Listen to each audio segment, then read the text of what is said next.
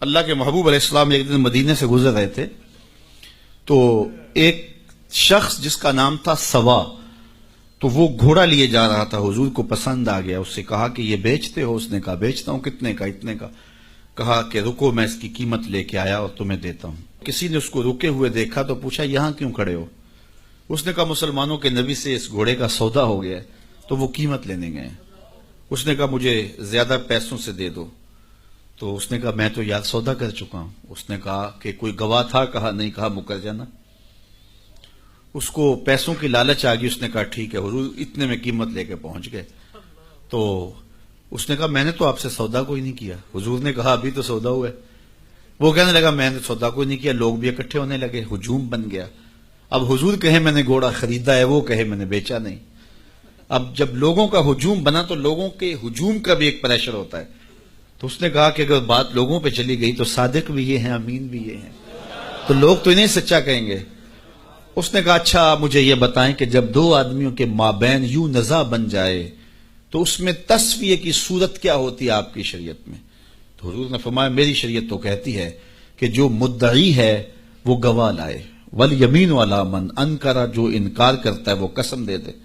اس نے کہا پھر ٹھیک ہے، آپ کا دعویٰ ہے کہ آپ نے گھوڑا خریدا ہے تو پھر آپ گواہ دیں، اور اگر آپ کے پاس گواہ نہیں ہے تو پھر میں قسم دے دیتا ہوں۔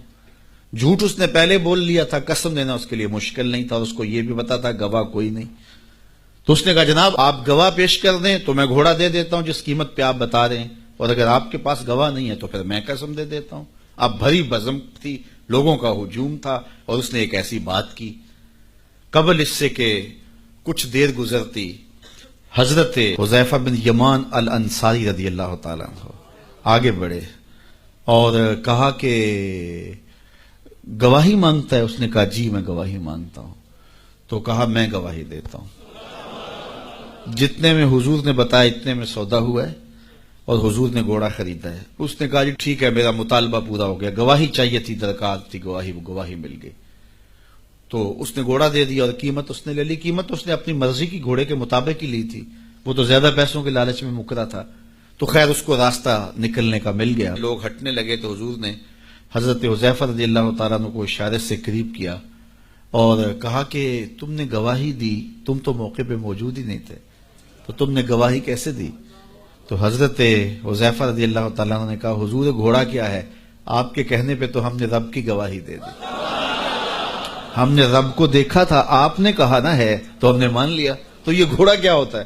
تو حضور نے حضرت حذیفہ کا ہاتھ پکڑ کے فضا میں بلند کیا اور لوگوں کو کہا جانے والوں رک جاؤ۔ لوگ ٹھہر گئے۔ کہا کسی عدالت کچہری میں گواہ کی ضرورت ہو تو میری شریعت دو گواہ مانگتی ہے، لیکن جہاں میرا خزیمہ ہوگا، ہاں حذیفہ نہیں، خزیمہ بن ثابت انصاری رضی اللہ، جہاں میرا خزیمہ ہوگا وہاں ایک ہی گواہی دو کے قائم مقام ہوگا۔ فیض پہنچا اے رضا احمد پاک کا، ورنہ ہم کیا جانتے خدا کون ہے۔ میں اگر خدا سے ملنا چاہوں تو مجھے بتاؤ نہ کہ میں کدھر جاؤں، شرق کو جاؤں، غرب کو جاؤں، شمال کو جاؤں، جنوب کو جاؤں، نیچے سوراخ کروں، اوپر سیڑھی لگاؤں، کدھر جاؤں؟ آئیے ذرا قرآن کا اسلوب دیکھیے۔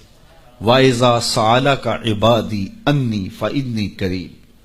حبیب میرے بندے تیرے پاس آ کے میرا پوچھتے ہیں، بندے میرے ہیں، مجھے ڈھونڈتے ڈھونڈتے تیرے پاس آ گئے اور تیرے پاس آ کے پھر میرا پوچھنے لگے۔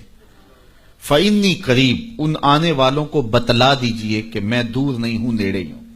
فا تاقیبیہ کے بعد علماء تفسیر نے لکھا کہ کل مقدر ہے، یہاں کل ماننا پڑے گا۔ فَإِنِّي قریب اے فَقُلْ إِنِّي قریب، ان کو کہہ دیجئے کہ وہ دور نہیں، آگے ہو تو مل جائے گا۔ یہ ہے ترجمہ کل کے مقدر ماننے سے۔ لیکن صوفیہ فرماتے ہیں کل کو مقدر ماننے کی ضرورت ہی کیا ہے، بات ہی سیدھی ہے۔ حبیب میرے بندے مجھے ڈھونڈتے ڈھونڈتے تیرے تک آ گئے، تو محبوب جب تیرے تک آ گئے میں پھر بھی دور ہوں۔ میرے بندے جب مجھے ڈھونڈتے ڈھونڈتے تیرے تک جو آ گئے تو محبوب تیرے تک آ گئے ہیں تو میرے تک آ گئے۔ یہ تیرے پاس آ کے پھر میرا پوچھ رہے ہیں، جو تیرے پاس آ گئے وہ میرے پاس آ گئے، کیونکہ تیرے تک پہنچنا ہی تو میرے تک پہنچ